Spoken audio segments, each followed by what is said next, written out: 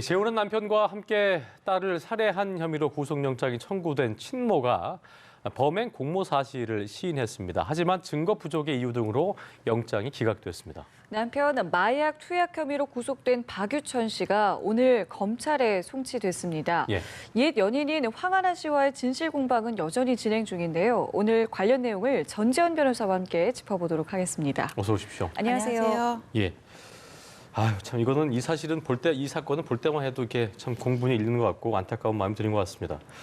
재혼한 남편과 공모를 해서 친딸을 살해한 혐의로 긴급 체포된 친모 유모 씨가 사실은 인정을 했는데 구속영장 기각이 됐네요. 경찰 조사에서 겁이 나서 말리지 못했다 이렇게 얘기를 했다고 하는데 법원에서 영장 기각 사유부터 좀 짚어볼까요? 예, 법원에서 영장이 기각된 사유를 보면은 법원에서는 이제 살해에 가담했다는 것과 시신 유기에 가담했다는 부분에 대해서 이제 검찰에서는 영장을 청구했는데 법원에 따르면은 이 혐의가 이 사람한테 이런 혐의가 있다고 인정할 만한 그런 소명이 부족하다는 거예요. 그러니까 지금까지 알려진 사실이 뭐냐면은 살해와 관련해서는 CCTV에서 마트에서 그 흉기를 구입할 때 CCTV에 찍힌 사진을 보면은 엄마 아빠 둘이 다 같이 있었다는 거하고 공중전화를 통해서 27일 오후에 딸을 불러낸 게 엄마라는 것과 그다음에 살해 당시에 남편이 뒷좌석으로 가고 젖먹이 아들의 눈가림을 했다는 거 이거거든요. 그리고 시신 유기와 관련해서는 광주에 있는 자택에 데려다준 후에 벽돌이 담긴 마대자루 등을 이게 챙겨가지고 나오면서 내가 다 책임지겠다고 얘기했던 부분이 있고 그 다음에 그 시신이 유기된 저수지를 둘이 3번 찾았다는 거잖아요. 그러니까 여기까지 드러난 사실만 가지고 생각을 해보면은 이 엄마도 분명히 이 범행에 관여가 돼 있다 그렇게 볼 수 있는데 제가 법원에서 이렇게 판단한 이유를 한번 생각을 해보면은 이런 것 같아요. 이 살해라든지 시신 유기에 이 엄마가 실질적으로 물리적으로 관여를 한 부분은 일단 없고 그러면 최소한 이거를 시킨다거나 아니면은 방조를 했다거나 그런 고의가 있다고 봐야 되는데 일반적으로라면 그런 범행 현장에 있었다는 것만으로도 공범이 될 수 있는데 지금 여기 젖먹이 아들이 또 하나 있잖아요. 이것과 관련해서 이 엄마는 뭐라 그랬냐면은 남편이 나와 이 아들마저 해칠까 봐 겁이 났다 이렇게 얘기를 하고 있거든요. 그래서 이게 과연 이 두 사람의 관계가 어떤지 최소한의 방조의 고의라도 있다고 볼 것인지 이 부분에 대한 소명이 좀 불충분하다 그렇게 본 것으로 보입니다. 경찰은 일단은 영장을 다시 신청한다고 하는데 그럼 어떤 부분에 대한 보강 조사가 좀 필요할까요? 다시 신청해야 되겠죠. 근데 보강 조사라 그러면은 그런 것 같아요. 지금 CCTV라든지 그런 데 찍힌 물리적으로 드러나는 부분에 대해서는 이 사람들이 다 일치해서 인정을 하고 있어요. 그런데 이 엄마 자체가 또 이 범행에 물리적으로 직접 가담한 그런 거는 아닌 것 같거든요. 그래서 저는 이 사람들이 이 범행에 어떻게 결심을 하게 되는지 범행까지 어떻게 가게 되는지 이 경위 부분을 좀 경찰에서 좀 자세히 분석을 하고 추궁을 해야 될 것으로 보여요. 물론 이 부분과 관련해서는 전문 프로파일러님들이 분석을 하겠지만은 이 사건은 가족 내에서 이루어진 범죄거든요. 그리고 지금 여기가 이혼한 가정이었어요. 그래서 친엄마 친아버지, 의붓 아버지, 그다음에 각자의 관계가 어땠는지를 좀 들여다볼 필요가 있을 것 같아요. 친엄마와 그 친아버지의 관계는 당연히 좋을 리였고요. 친엄마가 이 아이를 평소에 어떤 식으로 학대를 했는지, 그다음에 친모와 의붓 아버지의 이 평소 관계를 좀 밝혀낼 필요가 있고, 그다음에 이 사람들이 이 아이가 성폭력 사실에 대해서 목포 경찰서에 신고를 하자 그 다음에 도주 행각으로 의심될 수 있는 그런 가족 여행을 떠나버렸단 말이에요. 그러니까 이 성추행 사실, 그 성범죄 사실 신고한 게 이 살인 사건에 있어서 어떤 매개체가 된 거는 맞는데 과연 이게 어떻게 결정을 하게 된 건지, 그 여행의 목적이 뭐였는지, 범행을 결심하게 된 경위는 뭐였는지 이런 것들에 대해서 좀 추궁을 하다 보면은 그래서 가담 경위를 밝히다 보면은 이 엄마가 당시 현장에 가만히 있었던 이유가 뭐였는지 여기에 대해서도 밝힐 수 있을 거라고 보입니다. 근데 CCTV 보면은 이제 딸을 동승시키는 행동도 명확하게 나와 있기 때문에 아무런 행동을 안 했다고 보기 좀 어렵고 또 친모이잖아요. 물론 이제 본인도 해코지 당할 것 같아서 겁났다는 것도 이제 상상할 수는 있겠습니다만 그 부분도 좀 석연찮은 것 같아요. 네, 그렇죠. 사실 그 자리에 있었는데 말리지 않았다는 것만으로도 엄마가 딸이 살해당하는 현장을 말리지 않고 그것도 좌석을 바꿔서 약간 본능적으로 이렇게 이제 뭐 사람이 발악할 수도 있는 상황인 거고 그럴 수 있을 텐데. 예, 그래서 좀 의심이 그렇죠. 들기는 해요. 근데 이게 그건 우리가 가질 수 있는 합리적인 의심인 거고요. 누군가의 인신을 구속하고 이렇게 또 재판을 하는 거는 별개의 문제이기 때문에 경찰에서 이 부분, 이 범행 경위라든지 당시 엄마의 그 내심의 의사를 추정할 수 있을 만한 그런 단서를 좀 더 보강을 해서 영장을 청구를 한다면 그때는 발부가 되지 않을까 싶습니다. 그렇군요. 네. 자, 그리고 조금 전에 그 짚어주셨던 예. 수상한 여행, 그러니까 범행 직전에 전국 여행을 다닌 거잖아요. 이 부분에 대해서도 굉장히 좀 많은 단서들이 좀 나올 수 있을까요?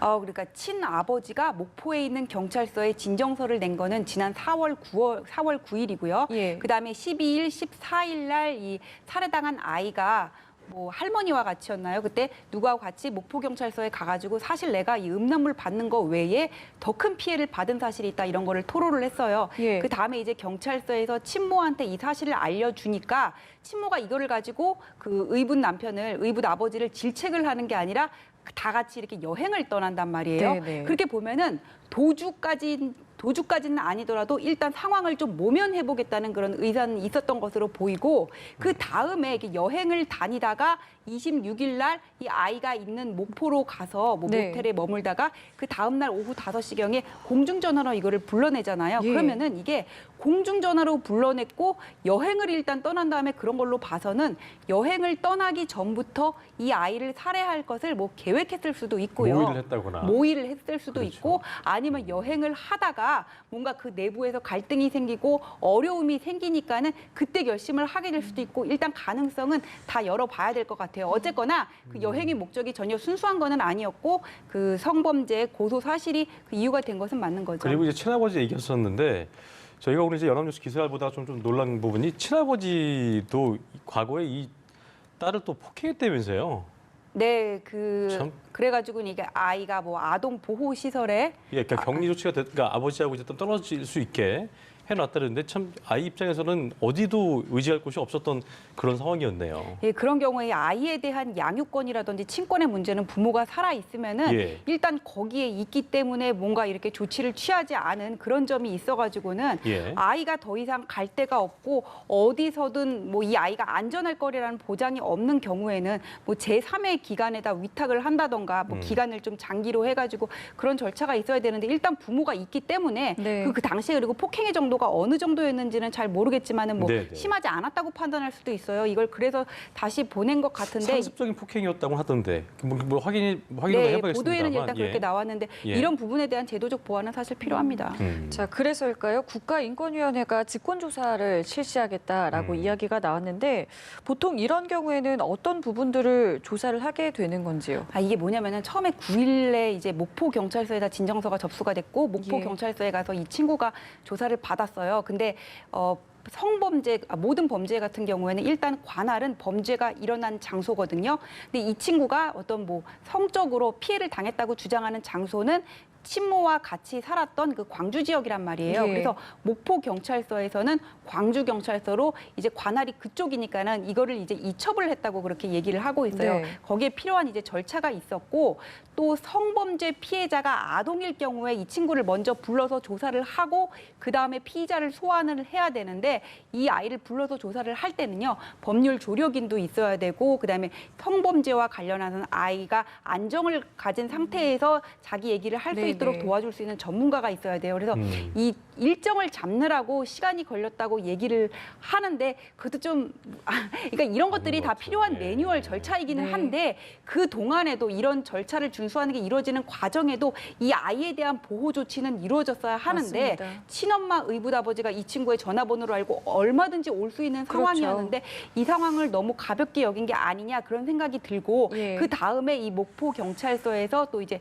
친엄마한테 목포 경찰서가요 거기가 경찰서에서 친엄마한테 이런 사실이 신고가 됐다고 또 연락을 했다는 그거를 거잖아요. 얘기하는 게 저는 진짜 그게 어떻게 보면 비극을 초래했던 원인 아니겠어요? 예, 이게 비극을 초래했던 사실상 직접적인 원인이 아니냐 그렇게 생각이 되는데 예. 그 가해자는 일단 의붓 아버지란 말이에요. 그럼 이 아이에게 가장 가까운 사람은 친엄마니까는 엄마니까. 이거를 뭔가 중간에서 상황을 상황을 차단해 줄 수 있는 사람이 거기에 있다고 그냥 그렇게 생각을 한 것 같은데 이거는 가족 내에서 벌어지고 있는 성범죄의 특수성이라든지 피해자가 2차 피해를 받을 수 있는 그런 가능성에 대한 배려가 좀 없었다. 이게 네. 절차를 준수했는지는 살펴봐야 되겠지만은 네, 네. 절차를 준수했다고 한다면은 뭐 경찰은 아무런 징계를 안 받을 수도 있지만은 담당자가 이런 이제 저는 부분이 했습니다라고 하면 할 말은 없지만 상황적으로 봤을 때는 상황적으로 봤을 때 아버지한테 상습폭행도 당한 친구고 또 이런 상황인 건데 충분히 보호를 해줬어야 되면 불구하고 그러지 못한 분이 참 아쉬운 것 같습니다. 그러니까 공무원들이 이렇게 형식적으로 절차를 준수하는 과정에서 예. 이 피해자는 또 더한 피해에 노출될 수밖에 없었던 거죠. 알겠습니다. 참 이게 어떻게 좀 진행될지 좀 지켜봐야 할 부분인 것 같고요. 자, 주제를 바꿔보겠습니다. 마약 투약 혐의를 받고 있는 가수 겸 배우 박유천 씨가 검찰에 송치가 오늘 됐는데요. 구속 이후에 처음 모습을 드러냈는데 먼저 박 씨가 어떤 입장을 오늘 밝혔는지 함께 보시겠습니다. 거짓말을 하게 돼서 그 부분 너무 많은 분들께 진심으로 죄송하다는 말씀 하고 싶었고요. 깊이 반성하고 있고 제가 벌 받아야 될 부분은 잘 벌 받고 그러고 반성하면서 살겠습니다. 너무 진심으로 죄송합니다. 네, 처음에 이제 논란이 됐던 그 거짓말로 이제 판명이 된 그 기자회견 논란의 기자회견이었는데 그때 톤과 지금의 톤을 좀 비교하면 좀 어떤 좀 차이가 있는 것 같아요? 그러니까 지금 박유천 씨가 증거가 다 드러나니까 사실 한 게 맞다 이렇게 말을 바꾼 거잖아요. 그거는 이렇게 변호사라든지 그런 사람들의 도움을 통해 가지고는 이게 계속 이런 식으로 가면은 아무리 뭐 초범이고 흡입만 한 경우라 하더라도 중형을 피하기가 어렵다 뭐 이런 그러니까 부인만 조언을 하다가는 들었을 거라고 생각이 돼요. 근데 박유천 씨 처음에 그 부인했던 이유를 생각을 해보면은 저분이 그러니까 많지 않은 나이부터 원래 가수였었잖아요. 네. 그렇죠. 그래서 아이돌로 등극을 했는데 그렇게 어린 나이에 그러니까 다른 사람보다 큰 노력을 들이지 않고 단기간에 부와 명예와 이런 것들을 다 얻은 사람의 경우에는 인격이 성숙되지 않은 상태에서 사실 인생의 정점에 올라간 거잖아요. 그럼 내가 여기서 곧 떨어지고 말 거다. 내가 이거를 진실을 인정하는 순간 좀 그런 부담감을 느낄 수가 있었을 거라고 이해는 할 수 있어요. 하지만은 일반인과 저런 유명인이라고 해가지고는 범행을 인정하고 부인하고를 그래 이래서 그랬을 수 있겠지 이렇게 봐주고 넘어갈 수는 없는 부분이거든요. 네, 네. 그래서 지금 증거가 다 나오니까 박유천 씨 사실은 내가 했습니다 이렇게 인정을 했는데 예. 저 사과가 정말 자신의 죄를 뉘우치고 반성한다 이렇게 재판부에 보이기 위해서는 지금 경찰이 뭐 공급책이라든지 아니면 여죄라든지 예. 이런 부분에 대해서 추가 수사를 벌이고 있는데 거기에 적극적으로 협조하는 방법밖에 없는 것으로 보입니다. 그런데 지금 그 황하나 씨와 진술이 좀 엇갈리는 여러 개의 좀 부분들이 있잖아요. 뭐 예를 들면 뭐 투약의 횟수라던가 뭐 확보한 경위라던가 뭐 여러 가지 부분에서 좀 엇갈리고 있는 것 같은데 이 부분에 대해서는 그럼 뭐 대질 조사가 좀 필요한 부분인가요? 처음에 박유천 씨 대질 조사 나오다가 대질 조사 생략하고 바로 이제 예. 영장 청구에 들어갔잖아요. 네. 그거는 그 양성 반응이 국가수 검사 결과에서 양성 반응이 나오니까 일단 신병을 확보하고 그다음에 대질 조사를 해보겠다 이런 생각이었던 것 같아요. 근데 네. 지금 진술이 엇갈리고 있는 부분이 뭐냐면은 서로 놔줬느냐 각자 놔줬느냐 하는 네. 것과 또 박유천 씨 같은 경우에는 5번 황하나 씨랑 같이 했다 이렇게 얘기를 하고 황하나 씨는 나는 3번만 같이 하고 나머지는 다 박유천 씨가 했다 이러면서 예. 서로 권유를 했다고. 적극성을 누가 갖고 있었는가에 대한 누가 떠미는 것 주도를 같은 했는지에 느낌이에요. 관해서 근데 지금 이게 떠밀고 형량에 좀 있고. 어떤 차이를 주게 되는 형량의 건가요? 차이가 있을 수 있죠. 그 횟수라든지 예. 누가 주도를 하고 이 판을 깔아놨는지에 대해서는 분명히 형량의 차이가 있을 수 있는 부분이거든요. 예. 그래서 또 황하나 씨 같은 경우는 과거에도 좀 이런 전력이 지금 네네. 드러나고 있잖아요. 그래서 지금 이 부분 가지고 이제 대질 조사를 해야 될 텐데 이 마약 같은 경우에 지금 저분들이 0.5g씩 3회에 걸쳐서 샀다 그랬어요. 그래서 지금 경찰에서는 0.5g은 그중에 0.5g은 둘이 사용을 했다 이렇게 정하고 있는데 한 사람이 한 회에 쓸 수 있는 마약량은 0.03에서 0.05g이라고 하잖아요. 소량 굉장히 굉장히 소량이고 그리고 이걸 한꺼번에 많이 투여를 했으면 또 2번, 3번 하기가 어려운 점이 있거든요. 그리고 서로 했냐 각자 했냐 이 부분도 각자 만약에 했을 때는 뭐 주사기를 여기 팔꿈치에 투입한다면 혼자만 이거를 했다면 손등에 이거를 주사기를 놓을 수밖에 없다 그래요. 이게 신체 구조상 그게 편하니까. 예. 그 다음에 그 마약 범죄의 특성상 이런 것들이 있다 그래요. 그러니까 뭐 단지 둘이서 하는 것보다는 같은 공범들끼리 여럿이 모여서 한다거나 아니면 자기들끼리 무슨 파티를 벌이고 나중에 하는 경우들이 많다고 하거든요. 그래서 이게 마약 전담반에서 네. 그 과정을 몇 날 며칠에 여기 같이 있었다. 일단 동선 확보됐어요. 네, 그럼 네. 이때 마약을 누가 보관하고 있다가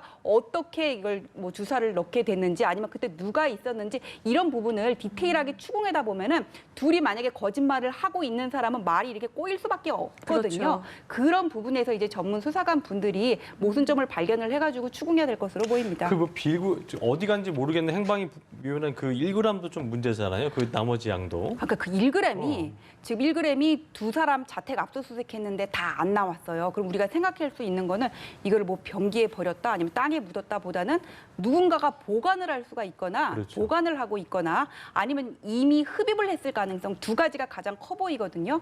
근데 누군가 보관을 하고 있다면 이 제3자는 같이 마약을 했을 누군가일 수가 있고 그 다음에 이게 이미 흡입을 했다면은 이 두 사람만 아니라 다른 공범이 있다는 얘기거든요. 공범이 있다면 지금 상황에서는 뭔가 감출 이유가 없잖아요. 그래서 그렇죠? 저는 이거를 분명히 그 경찰에서 박유천 씨라든지 황하나 씨한테 얘기를 했을 텐데 이 사람들이 뭐라고 답변을 했는지가 언론에 안 나오는데 말이 그게 안 나오니까 궁금해요. 그렇게 그래서 궁금하긴 하네요. 황하나 씨 같은 경우에도 처음에 박유천 씨는 얘기를 했어요. 뭐 연예인 친구가 권유를 했다 이렇게 얘기를 하면서 그런데 이 나머지 공범에 대해서는 왜 함구를 하고 있는지 그게 궁금해서 이 사람들이 근데 만약에 뭐 마약 이번에 드러난 5회, 드러난 3회 이렇게 구매를 했다 그러잖아요. 이거를 그냥 SNS에서 이렇게 구입을 해가지고는 각자 다른 데서 이렇게 구입을 했으면 또 모르겠는데 황하나 씨 같은 경우는 2015년에 조모 씨란 사람한테 뭐라 그러면 부산에 있는 뭐 오빠한테 얘기해서 1g씩 사자 이렇게 마약을 가리키는 은어를 얘기하면서 이런 게 있거든요. 근데 부산 오빠라고 얘기할 정도면은 사실상 꽤 친분이 있다는 얘기거든요. 가까워져야 되는 거죠. 그래서 좀 이 마약을 어떻게 구입을 했는지 좀 그 부분을 좀 더 추궁해서 들어가야 되겠다 그런 생각이 듭니다. 예. 자, 그리고요. 인터넷에서는 박유천 씨의 과거 사진이 좀 나왔는데 이게 상당히 좀 논란이 되고 있는 게 다리 사진이거든요. 지금 화면에 나오고 있는 부분인데 저 상처를 두고 지금 이야기를 하고 있는 게 저게 이제 필로폰의 부작용의 하나다라는 이야기가 좀 나오고 있습니다. 좀 구체적으로 어떤 현상을 이야기를 하는 거죠? 필로폰의 부작용으로 저런 현상이 나타날 수도 있다 그래요. 왜냐하면 필로폰의 중독이 돼버리면 저걸 메스버그 현상이라 그러는데 필로폰의 중독이 돼버리면은 이렇게 몸에 벌레가 기어가는 듯한 이게 혼촉 현상이라고 얘기를 한답니다. 그래서 그런 거를 느끼고 막 거기가 가려우니까 긁게 되는 거예요. 그래서 저렇게 막 뭐 이렇게 피멍이 들고 뭐 딱지가 붙고 그렇게 한다는데 저게 메스버그 현상인지 우리가 단정할 수는 없어요. 그리고 여기에 대해서 박유천 씨 측에서는 대상포진이다 그렇게 얘기를 하거든요. 그리고 전문가들 얘기를 들어봐도 그냥 저 사진만 봐서는 잘 모르겠다 그러고 있어가지고는 저건 확인할 수 없는 상황. 확인할 수 없어요. 증거가 나오지 않는 한 확인할 수가 없어요. 그래서 여죄 수사에 대해서 좀 더 수사기관에서 디테일하게 캐야 된다는 거예요. 알겠습니다. 일단 뭐 두 사람이 말이 엇갈리고 있기 때문에 아까 또 그 의혹 부분에 대한 것도 경찰이 자세하게 좀 조사를 해야 되지 않을까 생각이 들고요. 검찰이. 자, 마지막 주제 짚어보겠습니다. 검찰이 그 윤석열 서울중앙지검장 자택 앞에서 그 협박성 방송을 한 유튜버 김 씨의 자택과 또 스튜디오를 압수수색했는데 일단 사건 개요부터 좀 짚어주시죠.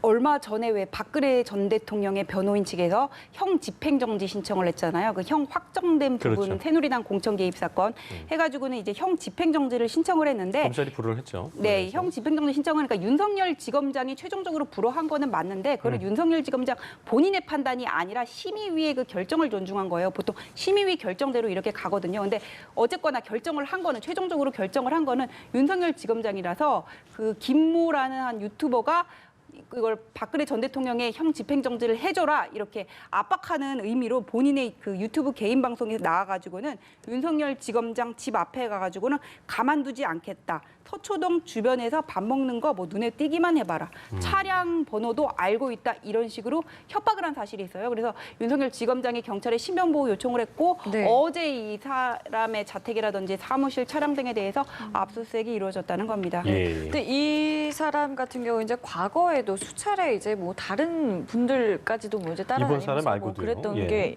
드러나면서 만약에 이게 이제 처벌이 되게 된다면 어떤 혐의로 어떤 처벌을 받게 되는지도 궁금해요. 일단 저거는 협박이잖아요. 근데 이 사람이 지금 이번에 처음이 아니라 말씀하신 것처럼 올해 1월부터 해가지고는 박원순 시장이라든지 뭐 손석희 사장 이런 분들에 대해서도 마찬가지로 개인 유튜브 방송을 통해서 협박을 해왔어요. 근데 이 협박 압죄라는 게요. 이게 정도가 심하고 정말 죄질이 나쁘다 그러면은 단기형이긴 하지만 실형이 내려지는 경우가 있거든요. 그리고 지금 잘 없는데. 네, 실형 그리고 너무 이거 그리고 협박죄는 반이사 불벌죄라 피해자랑 이렇게 합의를 하면 처벌은 안 돼요. 근데 죄질이 중하고 합의를 끝까지 얻지 못하면 이게 처벌이 될 수밖에 없는데 이렇게 악의적이고 반복적으로 협박을 하는 거는 죄질이 중해서 이 사람이 끝까지 뭐 반성했다는 얘기를 하지 않고 네. 윤석열 지검장도 용서하지 않겠다 이렇게 나오면은 예. 중한 형벌을 받을 수밖에 없는데 근데 저는 우리 사회가 너무 극단으로 치닫는 것 같아요. 진영 논리에 갇혀가지고는 우리 대부분은 정치인이 아니잖아요. 뭐 네. 대북 문제라든지 경제 정책에 대해서 각자 다른 얘기를 낼 수가 있는데 누가 뭐 이렇게 한마디 얘기를 하면은 우리랑 다른 얘기를 했어 저기야 이러고 이렇게 무자비하게 공격을 하거든요. SNS를 통해 가지고는 이런 것들은 좀 지양돼야 된다는 생각이고 참으로 걱정스러운데 저는 이런 갈등을 증폭시키고 있는 게 정치권이라는 생각이 듭니다. 예, 성숙한 의견 표출 방법이 좀 필요하지 않을까 생각을 하면서 오늘 대담 마무리 짓겠습니다. 지금까지 주요 사건 이슈 전지현 변호사와 자세하게 짚어봤습니다. 오늘 말씀 고맙습니다.